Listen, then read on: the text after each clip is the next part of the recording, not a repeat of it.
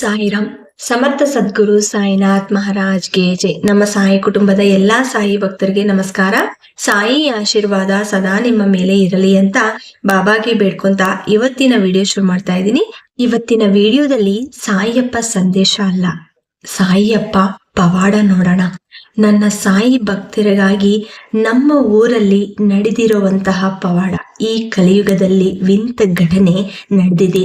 ಸಾಯಿ ಪಾದಗಳಿಂದ ನೀರು ಬರ್ತಾ ಇದೆ, ಮೈ ಮೇಲೆ ವಿಭೂತಿ ಬರ್ತಾ ಇದೆ.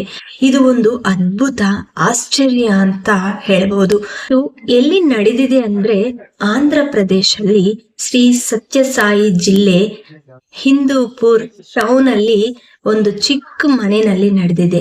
ನಾನು ಡೈರೆಕ್ಟ್ ಆಗಿ ಹೋಗ್ಬಿಟ್ಟು ನೋಡ್ಕೊಂಡು ಬಂದಿದ್ದೀನಿ. ಯಾಕಂದ್ರೆ ನಮ್ಮ ಊರು ಹಿಂದೂಪುರ, ಅದು ಆಂಧ್ರದಲ್ಲಿ ಇದೆ.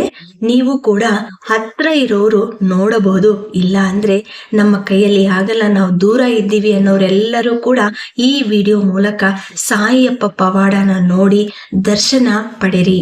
ನಾವು ನಿನ್ನೆ ಬೆಳಿಗ್ಗೆ ಭಾನುವಾರ ಬೆಳಕಿನ ಜಾವ 5 ಗಂಟೆಗೆ ಹೊರಟ್ಬಿಟ್ಟು 7 ಗಂಟೆಗೆ ಅಲ್ಲಿ ರೀಚ್ ಆಗ್ಬಿಟ್ಟು ದೇವರ ದರ್ಶನ ಮಾಡ್ಕೊಂಡು ಬಂದಿದೀವಿ. ಅದು ಯಾವ ತರ ಇವಾಗ ನೋಡಿ, ಇದು ಅವರ ಕಿಚನ್ ಅಲ್ಲಿ ಚಿಕ್ಕದು ದೇವ್ರ ಮನೆ. ಈ ನೀರೆಲ್ಲಿಂದ ಬರ್ತಾ ಇದೆ ಅಂದ್ರೆ ಆ ಅಮ್ಮ ಒಂದು ಕ್ಯಾನ್ ಅಲ್ಲಿ, ಚಿಕ್ಕ ಸ್ಟೀಲ್ ಕ್ಯಾನ್ ಅಲ್ಲಿ ನೀರ್ನ ಕಲೆಕ್ಟ್ ಮಾಡ್ತಾ ಇದ್ದಾರೆ.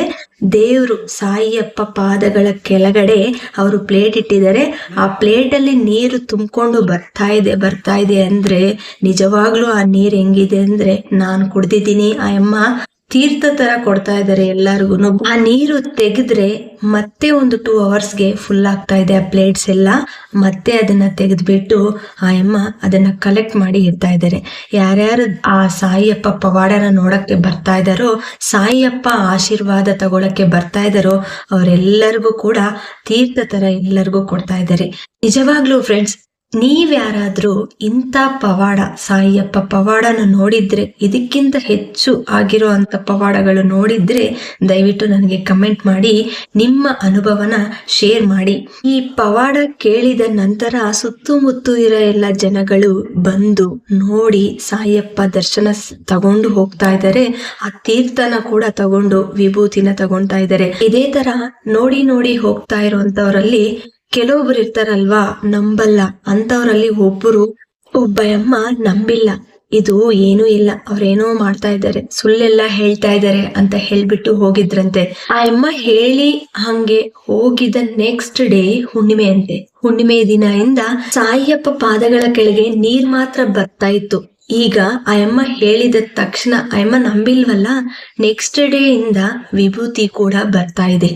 ಆ ಘಟನೆ ನೋಡಿದ ನಂತರ ಅವರು ಕೂಡ ತುಂಬಾ ಆಶ್ಚರ್ಯ ಪಟ್ರಂತೆ. ಮನೆಯಲ್ಲಿ ಎಲ್ಲರೂ ಕೂಡ ಆವತ್ತಿಂದ ಮತ್ತೆ ಜಾಸ್ತಿ ಹೆಚ್ಚಾಗಿ ನೀರು ವಿಭೂತಿ ಎಲ್ಲ ಸೇರ್ಕೊಂಡು ತುಂಬಿಕೊಂಡು ಹೋಗ್ತಾ ಇತ್ತಂತೆ. ಅವರು ಪಾಪ ಒಂದು ಬಟ್ಟೆ ಇಟ್ಬಿಟ್ಟು ಬಟ್ಟೆಯಿಂದ ಎಲ್ಲ ಕ್ಲೀನ್ ಮಾಡ್ತಾ ಇದ್ರಂತೆ. ನೀರೆಲ್ಲ ತೆಗೆದು ಒಂದು ಕ್ಯಾನ್ಗೆ ಹಾಕ್ತಾ ಇದ್ರು. ಈ ತರ ಮಾಡ್ತಾ ಇದ್ದಾಗ ಜನರು ಕೂಡ ಎಲ್ಲರಿಗೂ ಗೊತ್ತಾಗಿ ಎಲ್ಲರೂ ಆ ಮನೆಗೆ ಬಂದು ನೋಡ್ಕೊಂಡು ಹೋಗ್ತಾ ಇದ್ದಾರೆ. ಈ ಮನೆ ಪಕ್ಕದಲ್ಲೇ ಒಂದು ಚಿಕ್ಕ ಅಂಗಡಿ ಇದೆ. ಆ ಅಮ್ಮ ಏನ್ ಹೇಳ್ತಾರೋ ನೀವು ಕೇಳಿ. ಆ ಅಮ್ಮ ತೆಲುಗಲ್ಲಿ మాట్లాడతారే, అర్థం ಮಾಡ್ಕೊಳ್ಳಿ. ఇది చిన్న మార్కెట్ ఏరియా, సరస్వతి విద్యా మందిరం లోపల సందు వస్తుంది. ఇక్కడైతే అంటే వెంకటరమణ స్వామి గుడి బ్యాక్ అంటారు దీన్ని. వెంకటరమణ స్వామి గుడి కూడా ఉంది పక్కన. మేము ఇట్లా చిల్లరంగడ్ల పక్కనే ఉన్నాము. బాబా పాదాల నుండి సుమారు ఒక 1.5 నెల 2 నెలల నుంచి నీరు వస్తుంది. భక్తాదులందరూ వచ్చి తీసుకుని వెళ్తున్నారు. అయినా కూడాను ఇప్పుడు 2 డేస్ నుంచి ఈ బూది కూడా వస్తా ఉంది. అక్కడ దగ్గరుండి నేను బాగా చూస్తున్నాను కాబట్టి నేను చెప్పగలను. స్వామిలు కూడా వచ్చి అంత తడి బట్టతో అంత తుడిసి, ఒట్టిగా అంత తుడిచేసి, గిన్నె అంతా తుడిచేసి మళ్ళా ప్లేట్ పెట్టి 2 అవర్స్ ఇక్కడ వెయిట్ చేసి మళ్ళా వెంటనే నీళ్ళు అట్లే తట్ట నిండుగా వచ్చినాయి. భక్తులు చాలా నమ్మేస్తున్నారు. ఎక్కువ సత్యం ఏమి జరుగుతుంది అనేది ఇప్పటిదాకా మాకు ఏమి అర్థం కాకోకున్నట్లుంది. నీరైతే వస్తానే ఉంది, ఈ బుద్ధి కూడా వస్తానే ఉంది. భక్తులంతా తీసుకొని పోతా ఉన్నారు. మేము కూడా చాలా నమ్మినాము.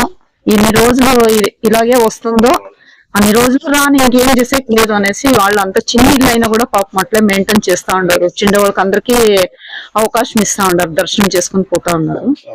ఇంకా ఎవరో బాబా భక్తులు ఎవరన్నా రాని ఏం చెప్పన్నా గానీ పాపం చూసుకొని వెళ్తా ఉన్నారు. అంతే సార్. ನೋಡಿ ಎಷ್ಟು ಜನ ಸಾಯಿಯಪ್ಪನ ನೋಡಕ್ಕೆ ಬಂದಿದ್ದಾರೆ ಭಕ್ತರೆಲ್ಲರೂ ಕೂಡ. ಪಾಪ ಅವ್ರ ಮನೆ ಚಿಕ್ಕದು ಆದ್ರೂ ಕೂಡ ಯಾರೇ ಬಂದ್ರು, ಎಷ್ಟು ಜನ ಬಂದ್ರು ಕೂಡ ಆಹ್ವಾನ ಕೊಟ್ಟು ಎಲ್ಲರಿಗೂ ತೀರ್ಥ ಕೊಡ್ತಾ ಇದ್ದಾರೆ. కన్ను తీసినారా అండి? కొంచెం తెరిచిన సత్యంగా వాటర్ అయితే వస్తూనే ఉంది ఇక్కడ. వాటర్ వస్తుంది కానీ కన్ను మాకు కొంచెం మస్కల్ కన్ను బాగా కనపడుతుంది.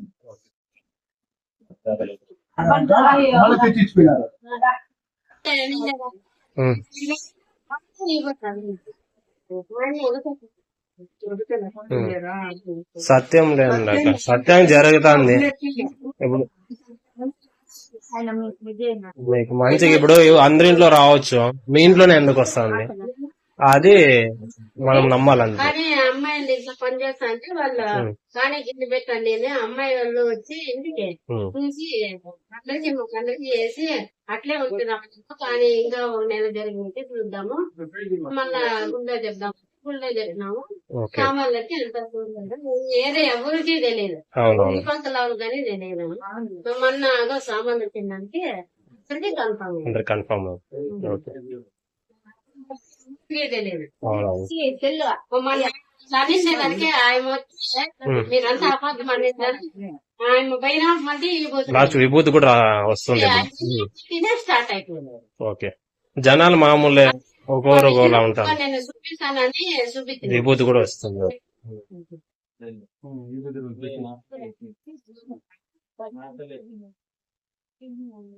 విగ్రహం ఎక్కడి నుంచి తీసుకొచ్చారు? బాబు అక్కడ షిరిడి నుంచి ఈ విగ్రహాన్ని తీసుకొచ్చారు. ఇక్కడ ఉంటే తెచ్చిన సో వీళ్ళ చెల్లెళ్ళు వాళ్ళ ఇంట్లో బెంగళూరు లో కూడా ఇది మామూలుగా వస్తుందంట కదా అక్క? అంటే అక్కడ విభూతి వస్తుందంట కదా బెంగళూరు? అవును, అక్కడ విభూతి వస్తుందంట కదా మీ చెల్లెలు? నీళ్ళు విభూతి రెండు వస్తుంది. చాలా మంచి విషయం. ಸ್ನೇಹಿತರೆ, ನೀವು ಕೂಡ ನೋಡ್ತೀರಾ ಅಂತ ನಾನು ಈ ವಿಡಿಯೋನ ಶೇರ್ ಮಾಡಿದ್ದೀನಿ. ಸಾಯಿಯಪ್ಪ ಪವಾಡ ನೋಡ್ತೀರಾ ಅಂತ. ಈ ಕಲಿಯುಗ ಕಾಲದಲ್ಲಿ ಇಂಥ ಅದ್ಭುತವನ್ನು ನಾವು ನೋಡ್ತೀವಿ ಅಂತ ಅನ್ಕೊಂಡಿರ್ಲಿಲ್ಲ. ನಾನು ಹೋಗ್ಬಿಟ್ಟು ಆ ನೀರ್ನ ಕುಡಿತೀನಿ ಅಂತ ನನಗೂ ಗೊತ್ತಿರ್ಲಿಲ್ಲ. ನಿಜವಾಗ್ಲೂ ಇದು ಸಾಯಿಯಪ್ಪ ನನಗೆ ಕೊಟ್ಟಿರುವಂತ ಆಶೀರ್ವಾದ. ನಾನು ಇದು ಆಶೀರ್ವಾದ ಅಂತ ಸ್ವೀಕರಿಸುತ್ತಾ ಇದ್ದೀನಿ. ನೀವು ಕೂಡ ಈ ವಿಡಿಯೋ ಮೂಲಕ ನಿಮ್ಮ ಕಷ್ಟಗಳೆಲ್ಲ ಕೂಡ ದೂರ ಆಗ್ಬೇಕು ಅಂತ ನಾನು ಮನಸ್ಫೂರ್ತಿಯಾಗಿ ಸಾಯಿಯಪ್ಪನ ಬೇಡ್ಕೊಂತಾ ಇದ್ದೀನಿ. ಎಲ್ಲರೂ ಕೂಡ ಸಾಯಿಯಪ್ಪ ಆಶೀರ್ವಾದ ಸಿಗಬೇಕು ಅಂತ ಈ ವಿಡಿಯೋನ ನೋಡ್ಬಿಟ್ಟು ನಿಮ್ಮ ಫ್ರೆಂಡ್ಸ್ ಅಂಡ್ ಫ್ಯಾಮಿಲೀಸ್ಗೆ ಈ ವಿಡಿಯೋನ ಶೇರ್ ಮಾಡಿ. ಅಲ್ಲಿವರೆಗೂ ಹೋಗಕ್ಕೆ ಆಗಿಲ್ಲ ಅಂದ್ರೆ ಅಟ್ಲೀಸ್ಟ್ ಈ ವಿಡಿಯೋ ಮೂಲಕ ಸಾಯಿಯಪ್ಪ ಅನುಗ್ರಹ ನಿಮ್ಗೆ ಸಿಗುತ್ತಲ್ವಾ? ತಪ್ಪದೆ ಎಲ್ಲರಿಗೂ ಈ ವಿಡಿಯೋನ ಶೇರ್ ಮಾಡಿ, ಲೈಕ್ ಮಾಡಿ. ಹೊಸದಾಗಿ ಯಾರಾದ್ರೂ ನೋಡ್ತಾ ಇರೋರು ದಯವಿಟ್ಟು ಇನ್ನೊಂದು 10 ಜನಗೆ ಈ ವಿಡಿಯೋನ ಶೇರ್ ಮಾಡಿ. ಮತ್ತೆ ಇನ್ನೊಂದು ವಿಡಿಯೋದಲ್ಲಿ ಭೇಟಿ ಆಗ್ತೀನಿ. ಅಲ್ಲಿವರೆಗೂ ನಮಸ್ಕಾರ. ಸರ್ವೇ ಜನ ಸುಖಿನೋ ಭವಂತು. ಜೈ ಸಾಯಿರಾಮ್.